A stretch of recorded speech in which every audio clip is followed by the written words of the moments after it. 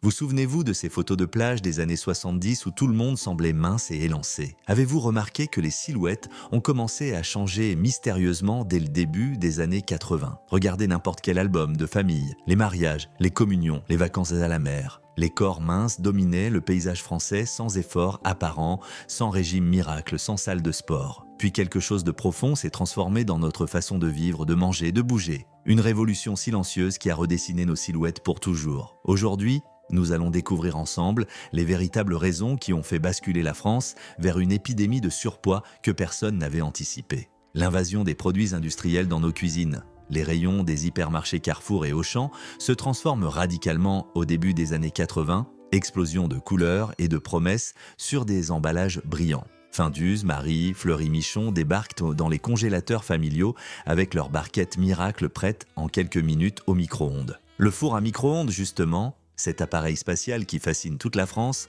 devient l'allié indispensable des nouvelles habitudes alimentaires. Les mamans qui travaillent désormais à l'extérieur découvrent ces plats préparés comme une libération inespérée après des journées épuisantes. Fini le pot-au-feu qui mijotait pendant des heures sur la cuisinière, fini la blanquette de veau préparée dès le matin pour le dîner familial. Les lasagnes surgelées remplacent les gratins de grand-mère, les cordons bleus industriels chassent les escalopes panées maison. Personne ne lit vraiment les étiquettes de ces produits du miracle. Personne ne remarque les listes interminables d'additifs aux noms imprononçables. Le sel, le sucre, les graisses hydrogénées s'accumulent dans chaque bouchée sans que les consommateurs s'en doutent un seul instant. Ces aliments, calibrés en laboratoire pour déclencher l'envie d'en reprendre, transforment progressivement nos papilles et nos attentes gustatives. La cuisine familiale traditionnelle recule chaque année un peu plus, emportant avec elle des siècles de savoir-faire transmis de mère en fille. Les publicités télévisées vendent ces nouveautés comme le summum de la modernité, familles souriantes réunies autour de plats fumants sortis du congélateur.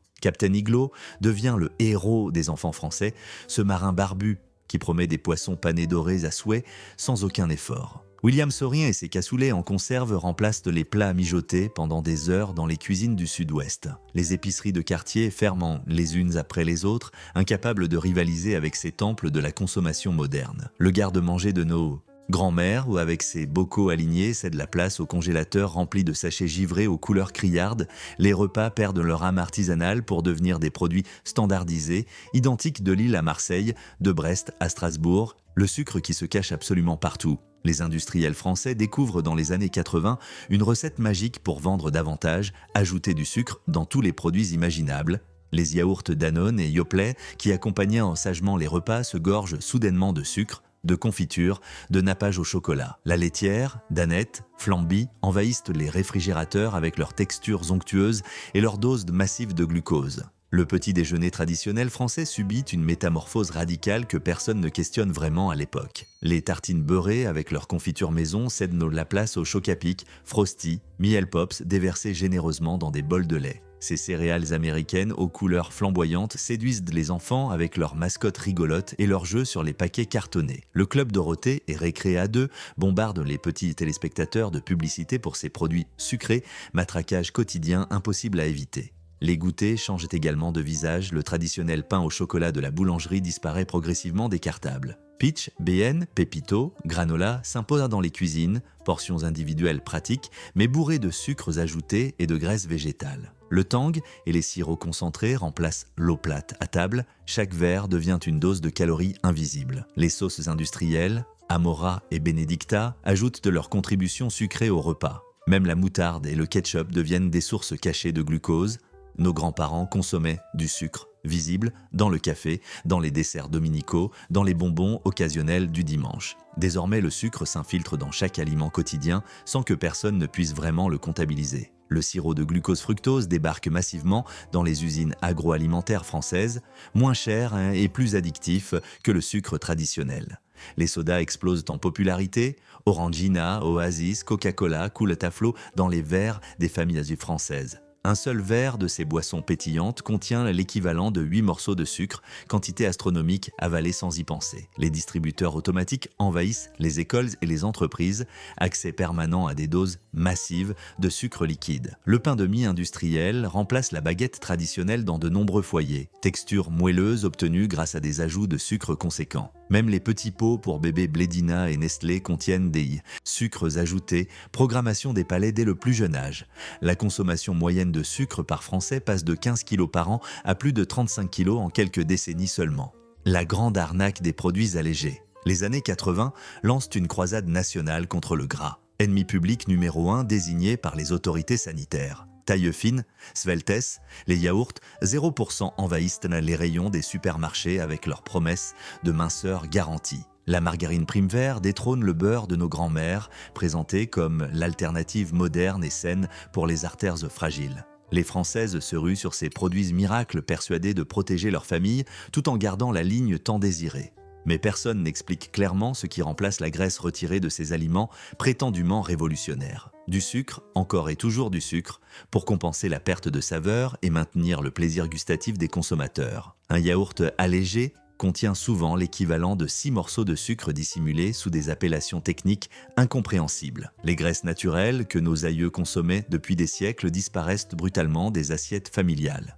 Le saindoux de grand-mère, la graisse d'oie du sud-ouest, le beurre fermier des campagnes bretonnes deviennent des aliments interdits. Ces graisses traditionnelles, rassasiées pourtant durablement, leur disparition provoque une faim permanente que seul le grignotage peut calmer. Le paradoxe français s'effondre progressivement, cette exception nationale qui voyait nos compatriotes manger gras sans grossir. La guerre contre le gras devient l'une des plus grandes erreurs nutritionnelles du XXe siècle. Catastrophe aux conséquences durables. Les magazines féminins relaient sans cesse ces recommandations officielles. Couverture tapageuse promettant des régimes miracles sans matières grasses. Les médecins prescrivent des régimes hypocaloriques centrés sur l'élimination du gras, ignorant totalement le rôle néfaste du sucre caché. Les émissions de santé à la télévision martèlent de ce message simpliste, le gras fait grossir et bouche les artères. Personne ne mentionne que le cerveau humain a besoin de graisse pour fonctionner correctement, carence aux effets invisibles mais réels. Les vinaigrettes allégées envahissent les salades françaises, huile d'olive ancestrale remplacée par des émulsions chimiques sans valeur nutritive. Le fromage, fierté nationale depuis des siècles, devient suspect aux yeux des nutritionnistes officiels qui recommandent des versions allégées insipides. Toute une génération grandit avec la conviction que manger gras est dangereux. Conditionnement mental aux conséquences désastreuses sur les comportements alimentaires. Les portions qui ont doublé sans prévenir. Regardez attentivement les assiettes dans les bistrots parisiens des années 70. Portions modestes servies avec élégance, un steak frites occupait à peine la moitié de l'assiette, quelques pommes de terre dorées accompagnaient une viande de taille raisonnable. Les verres de limonade mesuraient 20 centilitres maximum, juste assez pour se désaltérer sans excès inutile. Puis, les années 80 bouleversent progressivement ces repères visuels ancrés depuis des générations entières. Les hamburgers de McDonald's grossissent année après année, le Big Mac originel semble minuscule comparé aux créations ultérieures. Les formules géantes proposent des frites en portions monstrueuses, des sodas d'un demi-litre qui auraient horrifié nos grands-parents. Les restaurants traditionnels suivent le mouvement, convaincus que la générosité des portions justifie leurs tarifs croissants. Les assiettes elles-mêmes changent de diamètre dans les cuisines françaises, passant de 23 à 28 cm sans que personne ne s'en aperçoive. Ce phénomène insidieux reprogramme progressivement nos cerveaux pour considérer comme normale une quantité autrefois excessive. Les promotions 2 pour le prix d'un se multiplient dans les grandes surfaces, incitation permanente à acheter plus que nécessaire. Les paquets familiaux de chips, de biscuits, de bonbons deviennent la norme dans les caddies du samedi matin. Nos estomacs s'étirent progressivement pour accueillir ces nouvelles quantités. Notre satiété naturelle se dérègle irrémédiablement. La télévision qui nous a cloués au canapé. Le téléviseur trône désormais dans chaque salon français, présence hypnotique qui réorganise complètement la vie familiale. TF1, Antenne 2, FR3 puis Canal+, en 1984 multiplient les heures de programmes captivants. Les enfants qui couraient dans les rues jusqu'à la nuit tombée se retrouvent désormais figés devant l'écran cathodique. Dallas, Dynasty, Santa Barbara captivent les adultes pendant des heures, immobiles sur leur canapé fleuri typique de l'époque. La télécommande arrive dans les foyers. Invention diabolique qui supprime même le besoin de se lever pour changer de chaîne. Le grignotage devant la télévision devient un rituel national, chips Vico, cacahuètes grillées, bonbons Haribo accompagnent chaque émission. Les publicitaires comprennent immédiatement le potentiel de ce public captif. Bombardement incessant de réclames pour produits alimentaires. Les enfants mémorisent les jingles avant même de savoir lire. Programmés dès le berceau pour réclamer les marques vantées à l'écran, les repas familiaux migrent progressivement vers le salon. Plateau télé qui remplace la table de la cuisine où l'on conversait autrefois. Manger devient un acte machinal, effectué sans conscience, yeux rivés sur les images, pendant que les mains portent automatiquement la nourriture à la bouche. Le temps moyen passé devant l'écran double entre 1975 et 1990, révolution silencieuse aux conséquences corporelles majeures. Les calories ingérées augmentent, tandis que celles dépensées s'effondrent. Équation mathématique implacable inscrite sur nos silhouettes. La voiture qui a remplacé nos jambes. La Renault 5 et la Peugeot 205 deviennent les icônes d'une France où chaque famille possède désormais son automobile. Le luxe d'hier se transforme en nécessité absolue. Impossible de vivre correctement sans ces 4 roues devant la maison. Les trajets quotidiens qui se faisaient naturellement à pied deviennent impensables autrement qu'en voiture climatisée. Les enfants ne marchent plus vers l'école déposés chaque matin devant le portail par des parents pressés coincés dans les embouteillages. La boulangerie du quartier ferme progressivement, remplacée par les rayons des hypermarchés accessibles uniquement en automobile. Les zones commerciales poussent comme des champignons aux périphéries des villes, cathédrales de la consommation entourées de parkings gigantesques. Le vélo utilitaire qui transportait nos parents vers leur travail devient un objet de loisir dominical rangé dans le garage. Les escaliers mécaniques et les ascenseurs suppriment les derniers efforts physiques dans les centres commerciaux et les immeubles de bureaux. Un Français moyen des années 60 marchait naturellement 10 000 pas quotidiens simplement en vivant sa vie ordinaire. Son équivalent des années 90 peine à atteindre 5000 pas malgré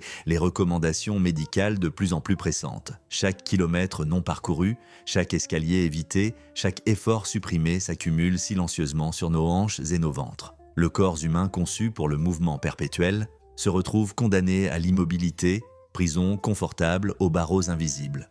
Le fast-food qui a conquis la France. Le premier McDonald's ouvre ses portes à Strasbourg en 1979, événement qui passe presque inaperçu. Puis le restaurant des Champs-Élysées en 1988 provoque une véritable révolution culturelle dans l'Hexagone. Les Français qui se moquaient de la malbouffe américaine font désormais la queue pour commander leur Big Mac et leur McNuggets. Quick, la réponse belge, multiplie ses restaurants dans les banlieues et les centres-villes, expansion fulgurante et irréversible. Les kebabs turcs et les pizzerias italiennes complètent cette nouvelle offre de restauration rapide accessible à toutes les bourses. Le repas traditionnel français avec son entrée, son plat, son fromage et son dessert semble soudainement interminable et démodé. Les jeunes générations adoptent de ces nouveaux codes alimentaires. Manger vite, manger debout, manger n'importe quand devient acceptable. Les calories explosent dans ces repas express.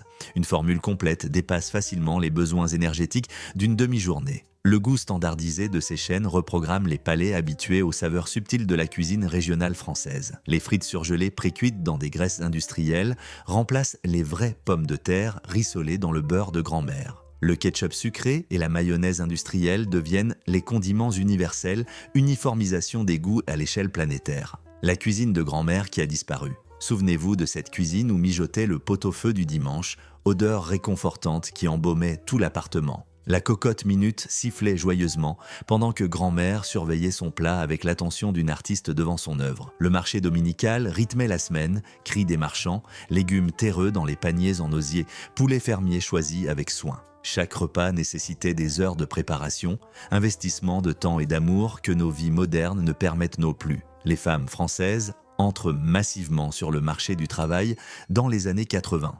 Évolution sociale nécessaire et positive. Mais cette transformation bouleverse profondément l'organisation des repas familiaux, équation impossible à résoudre sans compromis. Le temps moyen de préparation culinaire s'effondre de 2 heures à 30 minutes en quelques décennies seulement. Les recettes transmises oralement de génération en génération s'éteignent faute de pratique, patrimoine culinaire en voie de disparition. La blanquette, le bœuf bourguignon, le coq au vin deviennent des plats de fêtes exceptionnels plutôt que des repas ordinaires. Les bocaux de conserve maison alignés dans le garde-manger cèdent la place aux boîtes métalliques industrielles sans âme. Les légumes du potager familial disparaissent avec l'exode rural, remplacés par des produits standardisés cultivés hors sol. La transmission culinaire s'interrompt brutalement, génération sacrifiée qui ne sait plus cuisiner autrement qu'en ouvrant des paquets. Le progrès qui nous a fait grossir. Les années 80 nous ont vendu un rêve merveilleux, la modernité qui libère des corvées ancestrales et des efforts inutiles. L'aspirateur remplace le balai, la machine à laver supprime le lavoir, le lave-vaisselle élimine la corvée des assiettes sales. Chaque invention technologique nous épargne quelques calories dépensées, économies minuscules qui s'accumulent au fil des années, les plats préparés nous libèrent de la cuisine, les voitures nous épargnent la marche, la télévision nous dispense de sortir. Tout ce progrès nous a été présenté comme une évolution naturelle et bénéfique vers un avenir radieux et confortable. Personne n'a mentionné la facture que nos corps allaient devoir régler pour cette vie devenue si merveilleusement facile. Nos organismes, façonnés par des millénaires d'efforts physiques, se retrouvent soudainement privés de leur fonction première. Bouger. L'abondance alimentaire sans précédent submerge des métabolismes programmés pour la rareté et les famines occasionnelles. Le sucre omniprésent dérègle des systèmes hormonaux conçus pour des apports occasionnels de fruits mûrs et de miel sauvage. Les 30 glorieuses nous ont donné la prospérité matérielle, les années 80 nous ont légué l'épidémie d'obésité. Ce n'était pas une fatalité génétique ni un manque de volonté individuelle, c'était une transformation collective de nos modes de vie. La confluence parfaite de tous ces changements simultanés a redessiné les silhouettes françaises en une seule génération. Aujourd'hui, nous comprenons enfin ce qui s'est passé, connaissance précieuse pour reprendre le contrôle de nos assiettes et de nos corps. Il ne s'agit pas de revenir au passé, mais de récupérer ce que nous avons perdu sans renoncer au vrai progrès. Cuisiner davantage, bouger naturellement, manger des aliments reconnaissables, retrouver des portions raisonnables. Les années 80 nous ont montré le chemin vers cette impasse, à nous de trouver maintenant la sortie. Avez-vous remarqué ces changements dans votre propre famille au fil des décennies? Partagez ce voyage dans le temps avec ceux qui se souviennent de cette France d'avant pour ouvrir le dialogue ensemble. N'oubliez pas d'aimer cette vidéo si elle a éveillé des souvenirs enfouis depuis longtemps. Abonnez-vous pour continuer à explorer notre mémoire collective française